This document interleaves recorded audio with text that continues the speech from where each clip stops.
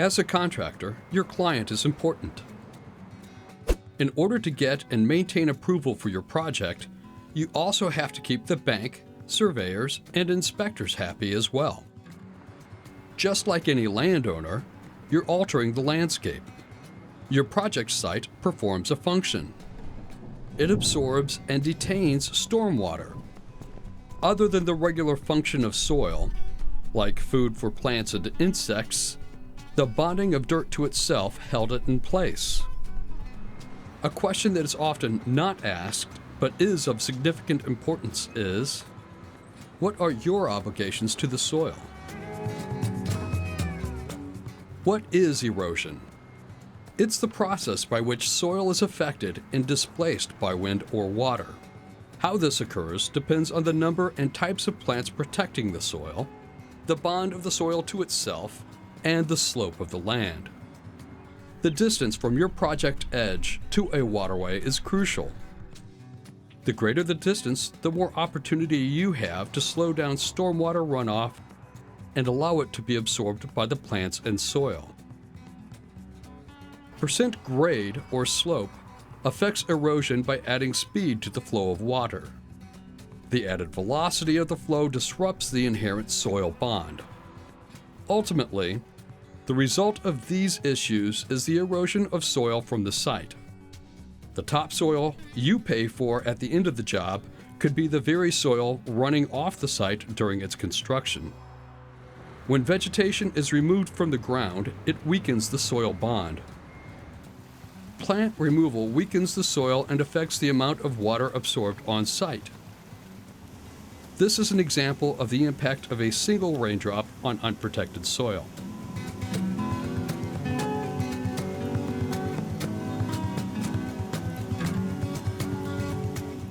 One of the complaints about low-impact site development versus high-impact is the amount of site maintenance necessary to save the existing ground cover. The main questions a planner should ask is, what scale of development is this? Can this project be completed with a minimal impact on the soils and ground cover? And what is the best strategy for managing soil erosion? On small projects, you can minimize erosion potential by minimizing your impact on the ground cover.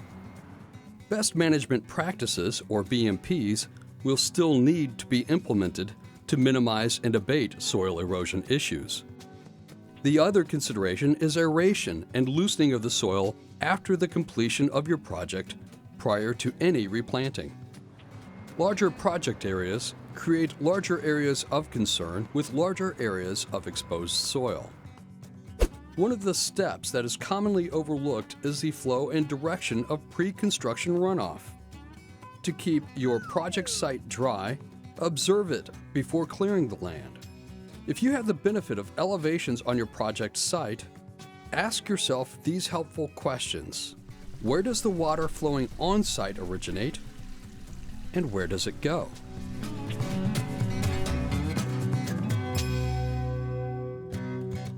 The concept of project management is probably not new to you. This attitude relates to land stabilization and stormwater runoff as well. Even if you don't have a project manager, keep one person consistent throughout the planning and permitting process. Keeping the lines of communication open will minimize potential problems. There's a saying about planning. It's called the 5 Ps. Prior planning prevents poor performance. Think about this as you plan your project. In reviewing your project site plan, anticipate the access to the project area. Consider developing temporary drives, haul roads, and walkways in order to minimize your impact on the surrounding ground. Keep the site as dry as possible. The potential for saving money comes through intelligent use and planning. The less time crews expend moving around a site, the more efficient the project becomes. The savings in manpower is also realized by minimizing the amount of daily cleanup. If you're an experienced contractor or developer, then you know how much time you invest in the permitting and approval process. If you're new to this process, Realize that this phase of development will take around 6 months to obtain the proper documentation and approval. So the real question is, why risk non-compliance? By not paying attention to stormwater regulation, it can cost you thousands of dollars and several days of lost work. What? If your erosion measures are not up to city or county code standards, you can end up with injunctive action and restitution. At the end of the day, it can save you money by staying compliant. Timing can be the most crucial tool in managing your project. Taking time to plan the arrival and installation of material, or phasing, can make for wiser use of your manpower, minimize delivery time conflicts, and reduce the stress you put on the land. By predetermining where and when heavy equipment will have the best access to your project, you prevent the random drive-anywhere attitude. This gives you the chance to place erosion BMPs where they can be most effective. When you remove the topsoil for site leveling, create a spoil pile out of the runoff channels. Place it where it can benefit you and seed it. Most erosion control plans address only the obvious disturbed soil and downslope runoff issues. These downslope BMP placements are the most crucial, but may not be the only areas in need of an erosion control strategy. Look at your site plans and the surrounding area. Determine the natural runoff channel and make your site plan accordingly. By adding some diversionary BMPs, you can develop utility zones and may find less runoff crossing your project site. Using a variation of its natural course will only benefit you, the project, and any possible erosion issues. During the structural phase of construction, do what you can to keep your site dry. The less mud you have to contend with, the more effective the speed and construction of your project. Keep the project site organized. Establish a site where crews will park their vehicles. Try to keep the number of vehicles on site to a minimum. Have your supplies delivered on demand or according to need. This prevents time-consuming tie-ups, traffic jams, and random cross-country vehicle tracks and ruts. Before the final phase of construction, try some initial site cleanup and remediation. This might allow for your seeding to take root and green the project area. Removal of temporary BMPs is a task that is commonly overlooked. The look of a project area is crucial to the occupant or prospective buyer. After project completion, returning the porosity of the soil will improve water infiltration and allow plantings to take root. There are many different erosion control products and a variety of different applications. This video will not address their installation. We actively encourage you to seek professional installation guidance. In many cases, there will be educational opportunities available through sales personnel, product information tapes, trade show seminars, and even websites. A properly installed silt fence will retain quite a bit of soil. These fences are not typically the single answer when it comes to sloping land. Ensure that the silt fence is removed when the project is completed and the land stabilized with vegetation. Straw bales can be effective filters, but are commonly misplaced and rendered ineffective.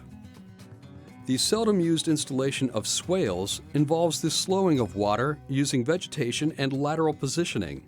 The effect of this slows the direct sheet flow of water, temporarily detains it, and then conveys the water into a larger detention pond, storm drain, or open waterway.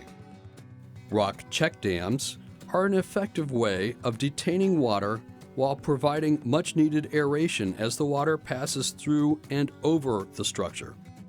Rolled erosion control products are often limited to the development of detention basins and waterways. These large integrated erosion control units are also a quick and effective way of securing any slope or gully. Storm drain protection allows the water a chance to let the soil particles settle out. The most common method is the placement of sandbags around the drain. There are many reusable products that are capable of producing better results. Buffer strips are vegetated areas between project sites. This can be a large section of undisturbed soil and vegetation between development sites. Filter zones are vegetated zones between the project site and any open waterways. The vegetation slows and filters the water before it reaches streams, rivers, or lakes. The use of stormwater detainment ponds has increased. There is not a stock solution to every detention pond design. Consult your county surveyor or soil and water district for advice on appropriate placement and design. You can also consult an engineering firm. Regulation on neighborhood detention ponds varies according to local government. Contact the authorities on the maintenance responsibility during the post-construction phase. If your project area isn't ideal for an on-site detention pond, consult city or county officials about installing a regional detention facility. This could result in a positive solution for all involved.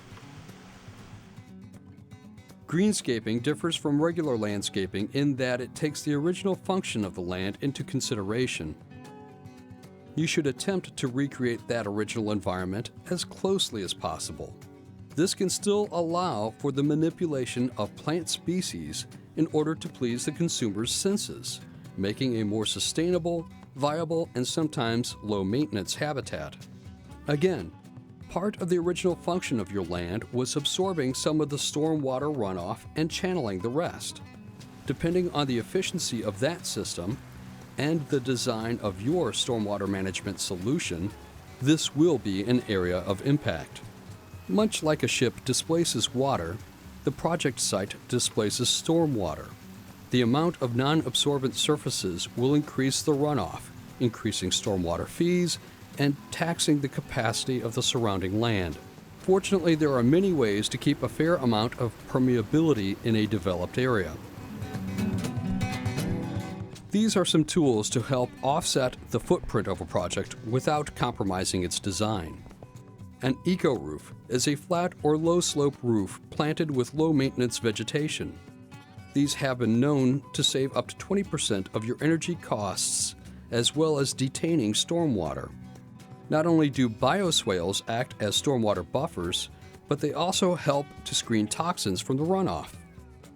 Pervious or permeable concrete allows water to percolate through it and into the ground.